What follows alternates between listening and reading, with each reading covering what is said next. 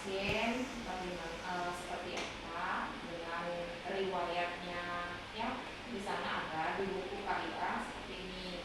Kalau di buku KIA itu ada riwayat kehamilannya, ya. Jadi di situ ada riwayat penyakit yang harus diperiksa, ya. Terus, nah di bagian ada yang tulisan dari dokter itu rekomendasi, misalnya rekomendasi bisa pemeriksaan kehamilan atau kelahiran, melahirkan di bidan atau pasien yang harus melahirkannya di rumah sakit seperti itu. Ya, kalau pasiennya sudah resiko tinggi, biasanya dokter menyarankan untuk pemeriksaan kehamilan di rumah sakit dan melahirkan di rumah sakit. Kalau misalnya dokternya menyarankan bisa pemeriksaannya di bidan dan bisa melahirkan di bidan, bisa diterima seperti itu pasiennya. Oke. Nah, sistem rujukan itu kalau di PNB itu ada seperti SOP, ya, sesuai dengan SOP. Itu yang pertama kita lakukan pemeriksaan dulu. Ini kita lihat bukunya. Yang kedua kita lihat lakukan pemeriksaannya, ya, seperti pemeriksaan fisik dari tubuh, ya, pemeriksa.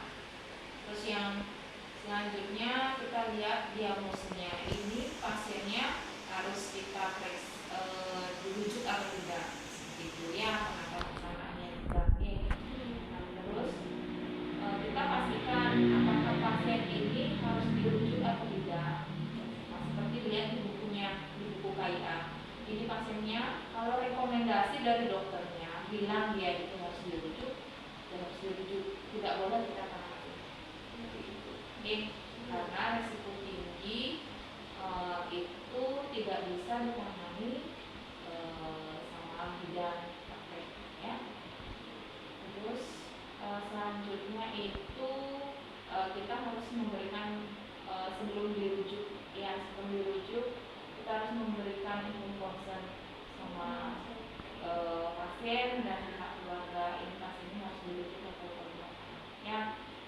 Kalau sudah dirujuk sebelum pasien dan keluarganya mau menandatangani siap untuk dirujuk, baru kita lakukan tindakan. Ya, dilakukan tindakan. Setelah dilakukan tindakan, baru kita lakukan rujukan kemana yang misalkan kalau pasiennya itu tidak terlalu gawat darurat, misalnya dia itu harus seperti LMR, OCC gitu, ya, itu masih bisa itu di rumah sakit swasta seperti itu, ya, yang terdekat dan keinginan pasien mau di mana dirujuk seperti itu. Berarti emang sesuai keinginan pasiennya. Ya, kalau misalnya pasiennya dengan gawat darurat, disarankan untuk ke rumah sakit Promed, yang itu salah satunya rumah sakit umum daerah.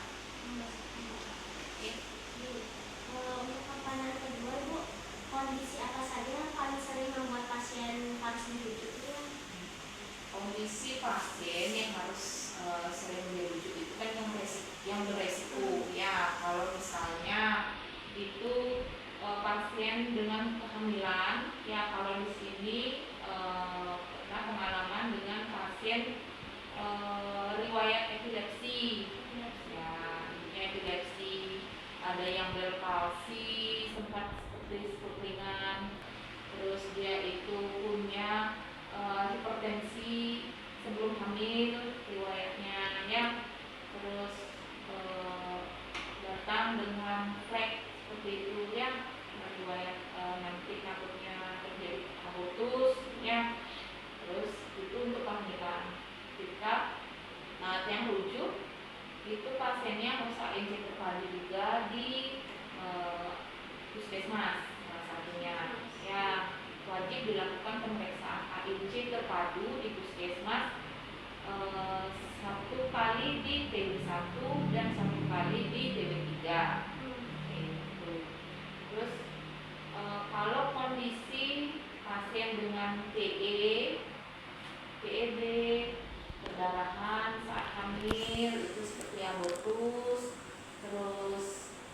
pemeriksaan dini, ya, terus yang dengan letak janinnya tidak normal seperti sungsang, ya, letak lintang itu yang harus dirujuk, ya. Terus tanda-tanda misalnya infeksi atau gawat janin dengan denyut jantung janinnya berlebihan seperti itu. Persalinannya macet, misalnya di kala 2 ya terlalu lama, harus dirujuk. Misalnya yang kita sesuaikan dengan kartogram kalau persalinan, ya. Oke. Untuk pertanyaan ketiganya itu ya, fasilitas kesehatan mana yang biasanya menjadi rujukan utama itu? Kalau rumah sakit, yang pertama itu kalau misalnya pasien kehamilan wajib dilakukan pemeriksaan ke puskesmas. Ya, puskesmas. Terus yang kedua, rumah sakit yang dituju dengan resiko dengan gawat darurat, ya itu di rumah sakit umum, ya RSUD, ya boleh. Terus kalau misalnya pasiennya tidak gawat darurat, itu keinginan pasien mau di rumah sakit seperti di Balinet, Kuritunda, atau kalau ada yang tergantung keinginan pasien. Kalau kendalanya paling sering ibu hadapi dalam proses rujukan itu apa aja gitu? Kendalanya kadang-kadang transportasi, ya transportasi. Pasiennya datang nggak ada keluarga yang bawa mobil seperti itu. Terus yang kedua kadang-kadang juga pasiennya tidak mengerti itu harus dirujuk atau enggak gitu loh. Jadi, nah misalnya nih waktu ini ada kejadian pasien datang dengan buah air, saya periksa, nah ini ketuban gitu, ketuban. Saya sarankan ke rumah sakit, tapi pasiennya menolak dan minta pulang dulu. Ternyata pasiennya itu nggak ke rumah sakit, tapi di rumah diam itu, karena perutnya nggak sakit. Jadi dia merasakan bahwa itu bukan ketuban. Ya, pemahaman pasien. Iya. Apakah edukasinya kurang atau gimana? Atau mungkin karena faktor dari keluarga mungkin? Ya, faktor dari keluarga, ya dari pengalamannya dia atau pengalaman keluarga juga. Untuk pertanyaan terakhir nih, bagaimana peran bidan dalam menangani pasien yang harus dirujuk dengan persiapan bakso kuda? Jadi kalau bakso kuda itu kan kita harus mengedukasi, ya edukasi pasiennya benar-benar pentingnya kesiapan dengan bakso kuda itu, ya karena namanya ibu hamil, ibu bersalin, kita tidak tahu kondisinya seperti apa ke depannya. Tidak bisa kita bilang oh ini nggak akan terjadi perdarahan, nggak bisa seperti itu, ya.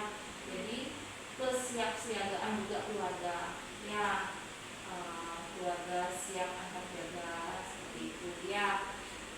Suaminya juga perlu memahami tentang pentingnya persiapan persalinan, ya. Terus merencanakan misalnya ibunya risiko tinggi, jadi sudah merencanakan rujukan pasien ini harus kemana gitu loh, mau kemana melahirkan, rumah sakit mana yang harus dia tuju saat sudah menghadapi proses persalinan gitu, ya. Jadi mau kemana nih ya, rumah sakit tuh kemana gitu. Jadi dia sudah punya persiapan, ya. Terus kalau misalnya di bakso kuda itu bidan harus mendampingi, yang mendampingi dan memastikan ibunya itu kita mendampingi ke rumah sakit, ya. Tidak bisa ujung-ujung ibunya suruh bu langsung aja ke rumah sakit umumnya, nanti saya hubungi bidan di sana. Tidak bisa, ya. Jadi bidan harus mendampingi pasien sampai di rumah sakit, ya. Kalau sudah sampai di rumah sakit, kita koordinasi dengan pihak rumah sakit yang jaga seperti apa, kita bawa rujukan, buku KIA,